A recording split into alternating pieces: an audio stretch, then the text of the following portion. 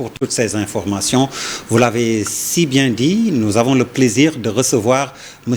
Alassane Seck. Bonsoir. Bonsoir, Abdoulaye Der. Vous êtes le président de la Ligue sénégalaise des droits humains. Absolument. Alors, déjà, pourquoi ce glissement sémantique de l'homme humain? Oui, voilà, on parlerait avant de droits de l'homme. Voilà. Mais vous dites droits humains. C'est vrai, on veut s'adapter au contexte. Il y a eu beaucoup de polémiques sur l'appellation homme, qui peut prêter à confusion. On peut dire homme, femme. Alors nous voulons que ça soit donc général. Humain, ça signifie homme, femme, enfant, vieillard, donc tout le monde, l'espèce humaine. Donc c'est ça qui veut... Mais justement, vous parlez des enfants, les enfants de la rue, qu'est-ce que vous faites? Ce n'est pas l'objet de l'entretien, mais justement dans la déclinaison de ce glissement sémantique, les enfants de la rue, qu'est-ce que vous faites pour ça? C'est un fléau, nous sommes sidérés par cette situation que nous vivons actuellement au Sénégal. Ça, quand vous voyez, aujourd'hui, quand vous sortez dans la nuit, à toute heure de la nuit ou du jour, nous sommes scandalisés de voir les enfants dans la rue.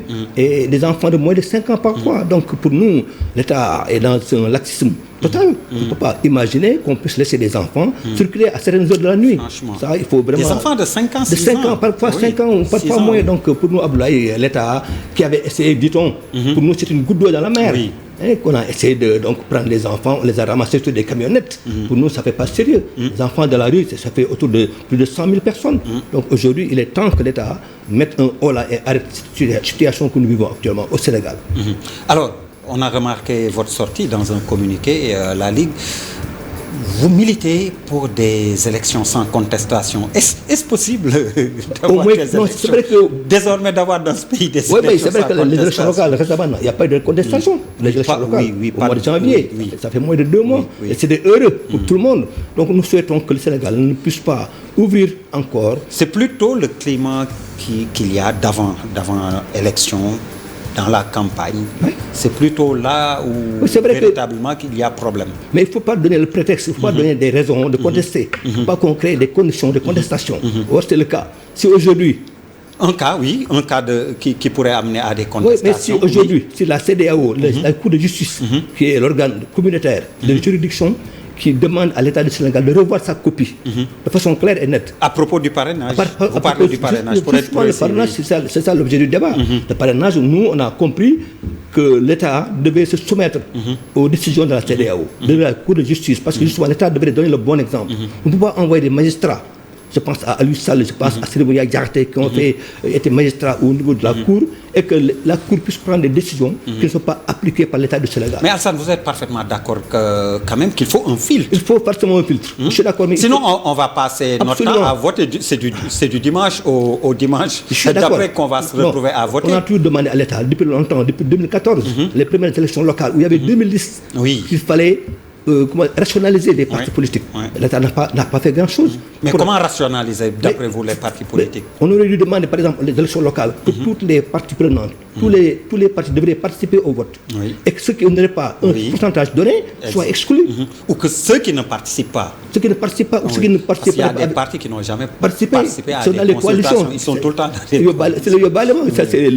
Et ça, il faut que l'État puisse prendre son courage à 2 mains et accepter que ceux qui ne sont pas capables de participer soient mis hors d'état de nuire. Parce que c'est ça justement qui fait que le politique ou la politique devient un métier. Parce que tout le monde crée son parti, c'est à tour de bras. 300 et quelques partis, pour nous c'est impensable dans un pays africain. Donc tout ça, c'est que l'État doit prendre ses responsabilités et mettre un voilà. Ça, pour l'instant, ça incombe effectivement la responsabilité. Ça, c'est de oui. Mais en attendant, puisqu'il faut aller aux élections législatives, on aurait pu, parce que moi, j'ai pu apprécier, je connais un peu comment ça se passe au niveau du contrôle des rubriques, qu'il y a beaucoup à faire, qu'on aurait dû préparer des logiciels très puissants bien avant les élections. Ça incombe au ministère de l'Intérieur, à la DAF, de préparer des logiciels qui puissent faire des filtres. Mais justement, c'est l'autre problème. Souvent, les rejets. Les doublons, les anomalies, ça risque de poser problème. Et vous pensez que c'est aussi l'administration de régler ce problème? Dans son pouvoir régalien, devrait réguler. C'est l'administration, c'est la DAF. Et mettre à disposition peut-être des candidats, justement, le même logiciel, et ils vont tout simplement remplir. Par exemple, ça c'est la bonne idée. et puis arrêter. Parce qu'on n'a pas le droit de demander à une personne de ne pas participer en tant qu'éligible, que ne soit pas qu'une loi organique ordinaire puisse empêcher c'est un droit constitutionnel d'être participant, d'être candidat à une élection.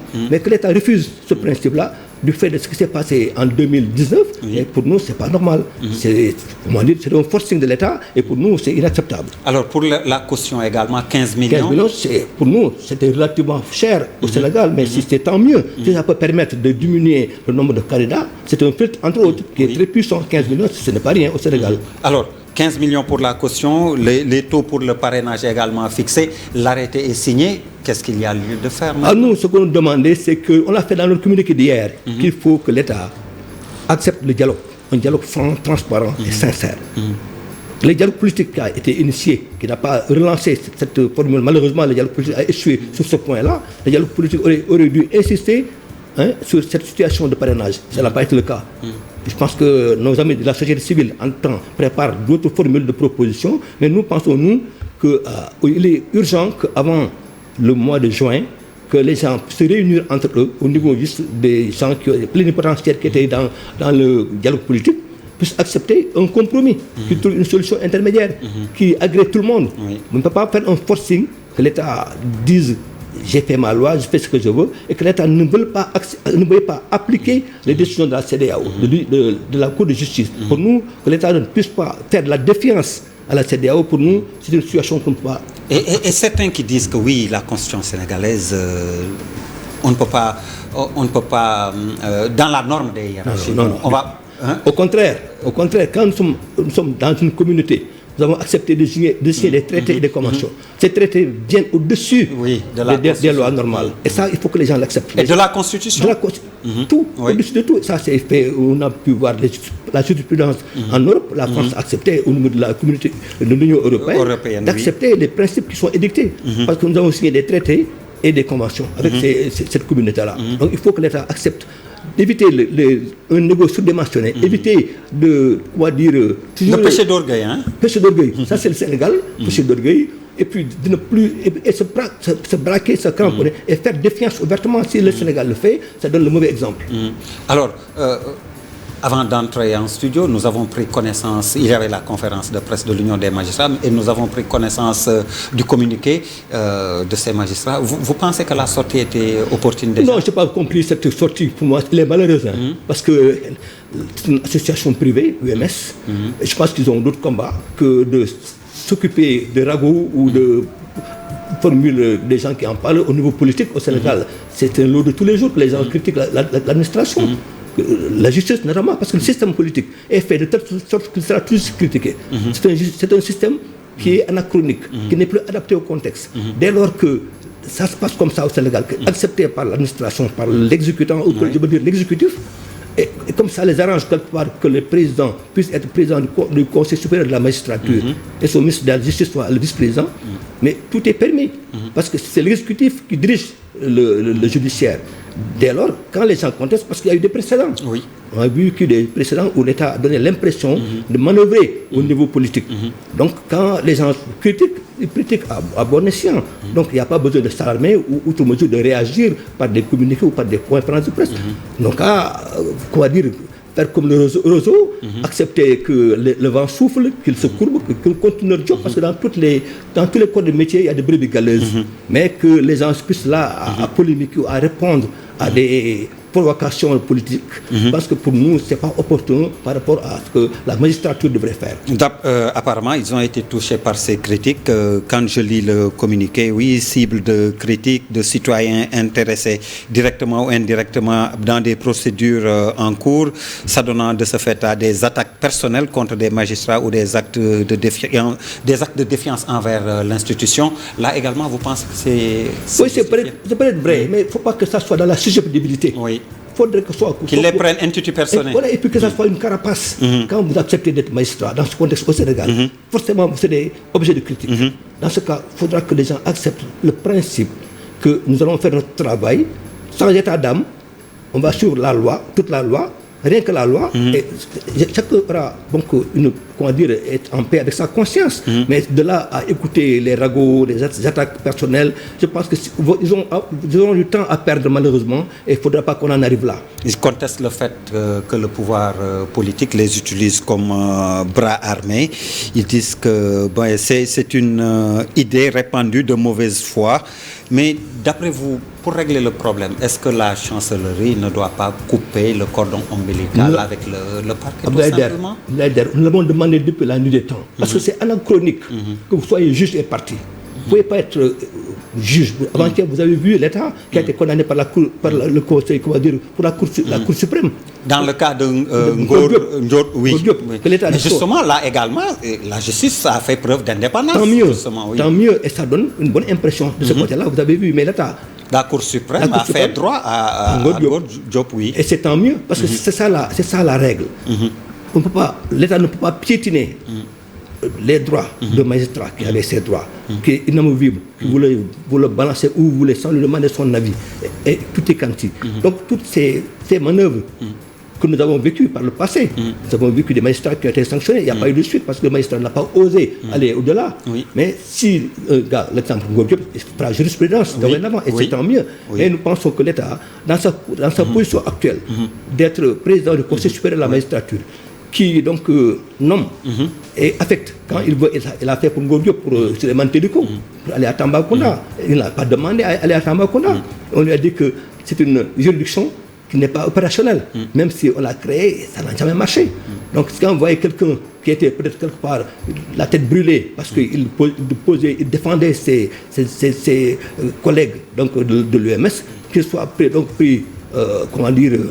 en cible par le ministre de la Justice, qui soit affecté à Tambacounda. Mais ça, entre autres exemples, ça c'est justement une position qui affaiblit le magistrat. Le magistrat, s'il n'ose pas aller jusqu'au bout de sa requête, porter plainte ou porter la chose au niveau de la Cour suprême. Donc aujourd'hui, il n'y aura pas beaucoup de gars qui auront le courage d'aller jusque-là. Et donc malheureusement, ça peut affaiblir un peu ce magistrat qui a une épée de Damoclès sur la tête. Alors on peut dire aussi que le procureur n'est quand même pas aussi le juge qui juge en âme et conscience. Malheureusement, il a trop le pouvoir pour le procureur. Le procureur il peut qualifier une infraction au délit, il peut le qualifier de façon à ce que le juge soit obligé de suivre. C'est ça dans le réquisitoire. Oui. Et donc, là, on pourrait faire appel, comme je disais, on était un peu dans le cadre des réformes à envisager. Un juge de la liberté, par exemple. Nous, on l'a tout prôné. On l'appelle la juge de détention. Exactement. Qui est le juge de la liberté, qui a l'opportunité de réfléchir et de dire non, je ne le mets pas en prison. Moi, je l'ai exprès appelé juge de la liberté parce que justement, ça doit être la règle et la détention, l'exception. Et d'ailleurs, on a vu que beaucoup de personnes ont été donc, mis en contrôle judiciaire pour leur éviter la prison. Et c'est ça la règle. Prison, c'est pas évident. Il faudra que les gens aillent de temps en temps voir les prisons. Moi, j'ai été pendant 2 ans observateur délégué des prisons. J'ai sillonné toutes les prisons du Sénégal. Mais c'est inimaginable. Moi, les gens vivent. Donc, de ce point de vue, quand c'est une infraction mineure, quelqu'un qui a fumé du chanvre indien, qui a vendu un collet de chanvre indien, qu'on le mette en prison pendant 3 ans. Ensuite, le relaxer, on le condamne à 6 mois. Il a déjà purgé sa peine 3 fois. C'est des choses qu'il faut éviter. Là également, c'est le rythme. C'est le rythme, au rythme où on rend la justice également, qui pose problème. Parfois, il y a des dossiers qui dorment pendant des années. Mais parce que justement, Ablaye, on n'a pas assez de magistrats. Quand on a 500 dossiers, vous avez appelé avant-hier, c'est dans votre journal l'Observateur, il y avait 500 dossiers dans le bureau des juges, 500 dossiers. Dans un seul cabinet. Dans un seul cabinet, comment vous pouvez imaginer ça? Impossible. On en a pris 10 par an, 10 maximum. Il y a un déficit de magistrats. On devait en avoir 1000 et quelques. On en a à 400-500. Donc l'État ne fait pas grand-chose pour justement ce côté social où le magistrat doit être donc, mis donc, dans des meilleures conditions de priorité pour même justement le recrutement des magistrats. Et malheureusement, ça pose ce problème de surpopulation carcérale et de longue détention préventive où il n'y a pas de limite pour les cas de crime. Pour les cas classiques, c'est 6 mois. Mais pour un crime, c'est illimité.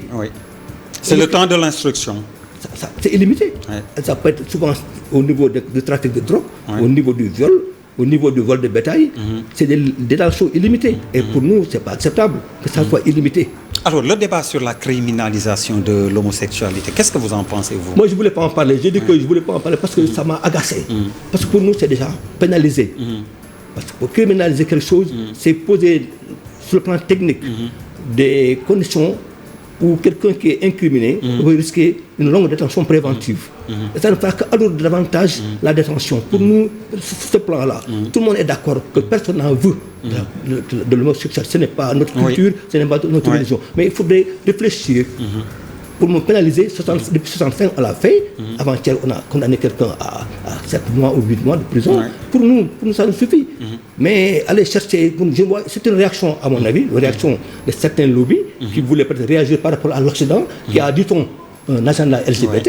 Mais pour nous, ça ne nous concerne pas. Pour moi, ce qui m'intéresse, c'est de dire que ça a été pénalisé et c'est tant mieux qu'on le maintienne en pénal. Pour dire que ça soit une chose appliquée et qu'on applique. Alors, Alassane Seck, quel est l'état actuel des droits humains au Sénégal, si vous aviez à dresser un bilan? Oui, ça peut faire 2 pas en avant, 3 pas en arrière. Parce que l'histoire des enfants, l'histoire des détenus, pour moi, c'est inacceptable en 2022. Quand nous parlons d'avoir un terre, que nous avons une liberté, que nous sommes dans une situation de modernité, on devrait vraiment éviter la situation des enfants de la rue, ça j'insiste, la situation des prisons et faire des réformes profondes au niveau de la justice. Pour l'instant, c'est ce qui nous manque. Il faut que les gens acceptent, l'État accepte. Parce qu'on avait prévu, le président Macky Sall, quand il était candidat en 2019, avait été reçu à travers son candidat Ismaïla Madior Fall pour accepter des réformes. Et il y avait même un pied d'or par rapport au Conseil supérieur de la magistrature. Malheureusement, il n'a pas appliqué. Il est là depuis bientôt 3 ans, depuis 2019-2022. Et on attend de voir des réformes fortes. Et pour l'instant, on attend de voir. Alassane Seck, merci. C'est moi, Abdoulaye Der. Merci à vous également, mesdames, messieurs, de nous avoir suivis. Excellente suite de programme sur la TFM, la télévision Futur Média.